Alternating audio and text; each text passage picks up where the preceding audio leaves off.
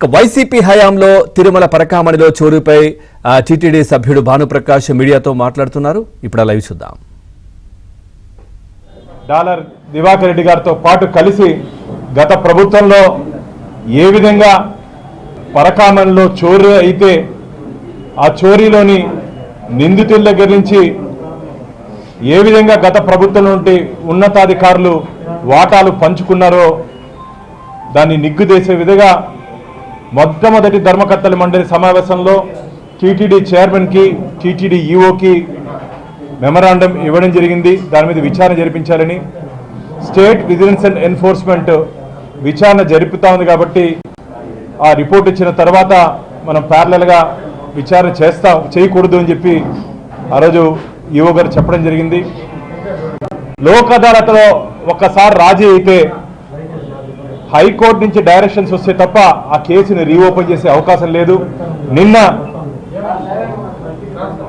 High court of Andhra Pradesh ఈ పరకామణి కేసులో Lok అదాలత్లో compromise చేసినటువంటి విధానాన్ని తప్పుపడుతూ దాన్ని రద్దు చేస్తూ ఈ కేసుని సిబిసిఐడికి అప్పగించడం జరిగింది. మిత్రులారా, పరకామణిలో జరిగినటువంటి అవకతవకలు ఆ రోజు దాదాపు 100 కోట్ల రూపాయలు పరకామణిలో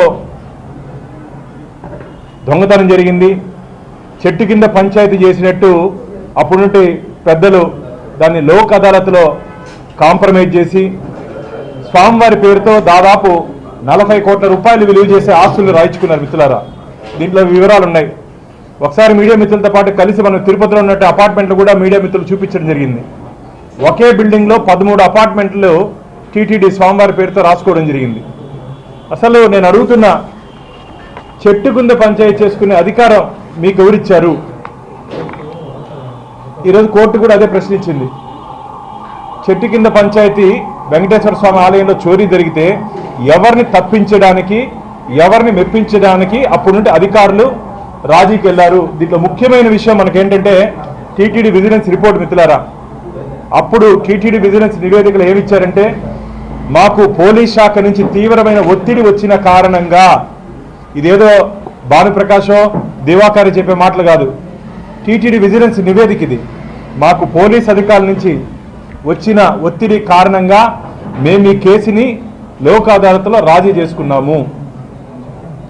మాకు అర్థం కాలేదు పోలీస్ అధికారులు మా మీద ఎందుకు అంత ఒత్తిడి తెచ్చారని చెప్పి అప్పటి నుండి విజిఓ గిరిధర్ గారి రిపోర్ట్ ఇది. మిత్రులారా, గిరిధర్ గారి రిపోర్ట్ ఇది. ఎవరు ఆ పోలీస్ అధికారి? వెంకటేశ్వర స్వామి మీద ఒత్తిడి తెచ్చేంత గొప్ప పోలీస్ అధికారి ఎవరు?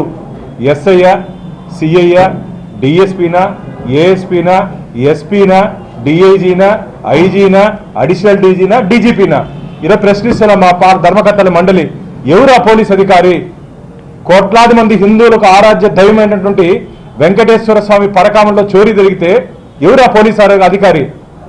తొందరలోనే నిగ్గు తేలుతుంది. ఈరోజు సిబిసిఐడికి ఈ కేసును అప్పగిస్తూ వచ్చే నెల, మిత్రులారా, వచ్చే నెల 13/10/2025 నాటికి ఈ వివరాలన్నీ సీల్డ్ కవర్లో ఇవ్వాలని చెప్పి హైకోర్టు ఇన్స్ట్రక్షన్స్ ఇవ్వడం జరిగింది.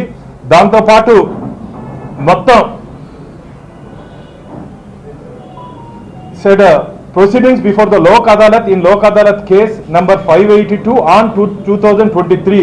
The said officer is also directed to seize the entire record from the TTD relating to the board resolutions. బోర్డులో ఏదైనా దీని మీద నిర్ణయాలు తీసుకుంటే మొత్తం సీజ్ చేయమని చెప్పింది. అంతేకాకుండా